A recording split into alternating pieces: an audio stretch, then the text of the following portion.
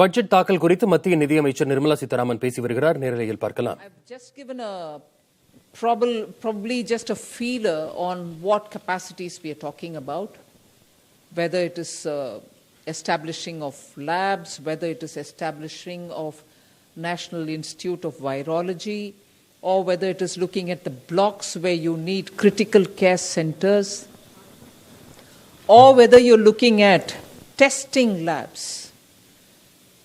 Let's just remind ourselves that when the lockdown happened, we had probably just a few, two, if I'm right, 2 or 3 testing labs in this country. During the lockdown, that number was increased to a couple of hundred. Now, therefore, one of the things that we've aimed here is testing labs, Institute of Virology, aspirational districts having better health care.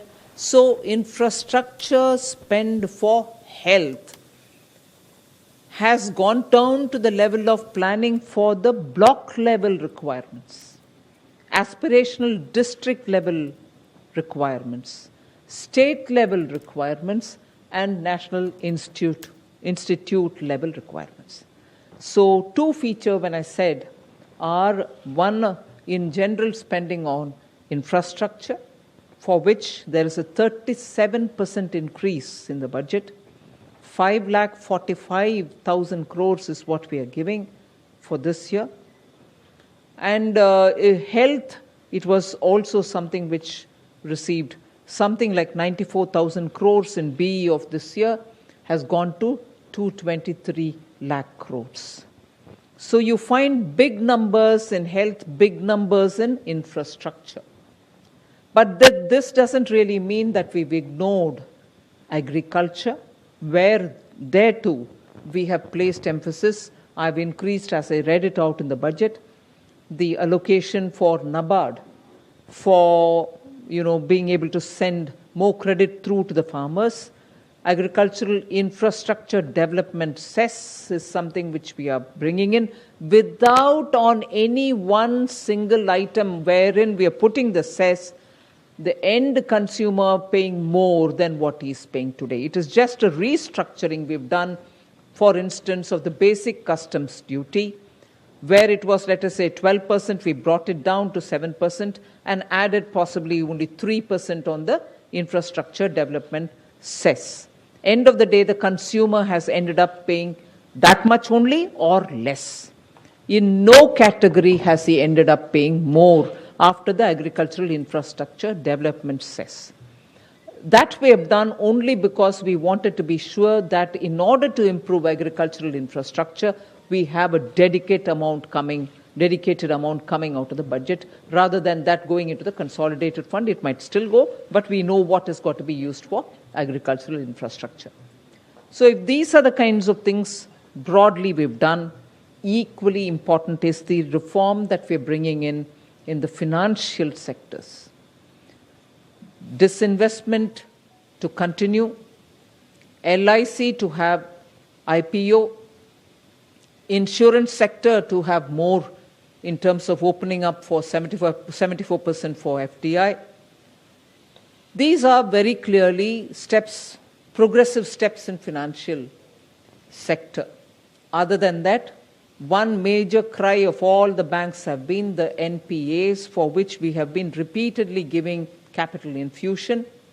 In order that the bank books are cleared and cleaned up, we have come with an announcement of a formulation through which the NPAs will be culled out of the bank's books based on some formulation, not any discretion there. It goes to a holding company like structure, which after doing the necessary, sprucing up and also cleaning up and weeding out problems of that particular asset, will be through an open process, attract asset reconstruction companies which can come and bid for those assets.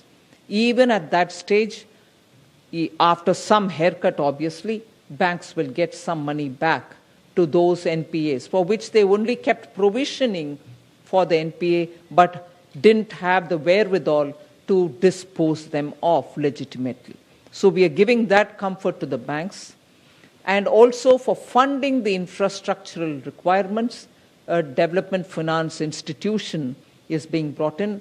All lessons learned from the IDBI, which started as a DFI but later went on to become a scheduled commercial bank-like functioning and couldn't succeed at that, are taken on board. So this DFI, even as it comes with about a 20,000 crore given by the government, which with a little more every now and then added, will eventually be used for raising about 5 lakh crores in a matter of next 3, 4, 5 years, is a formulation where when the law gets passed on that, we will still have an opportunity for the private sector also to set up their own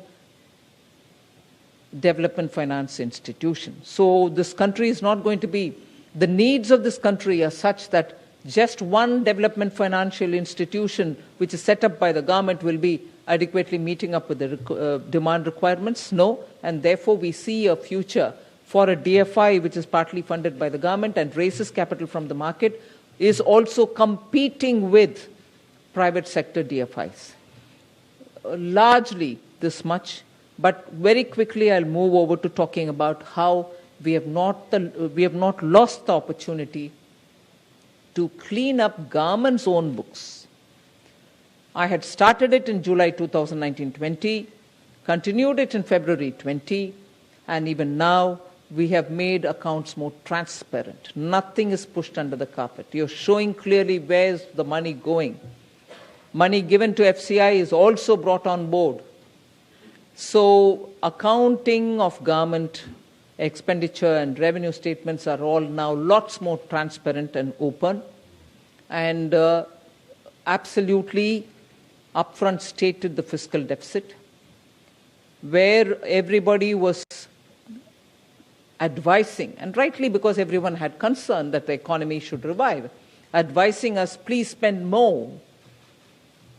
We not only ensured that the capital expenditure of the government was repeatedly reviewed and spending was encouraged and pushed, we ensured that the spending will not get delayed, and that is why even though we announced one capital expenditure amount during the BE, even that has gone up, that in the RE I had to make additional provisions for it. With that in mind, we have also increased the spending in the forthcoming year as a result.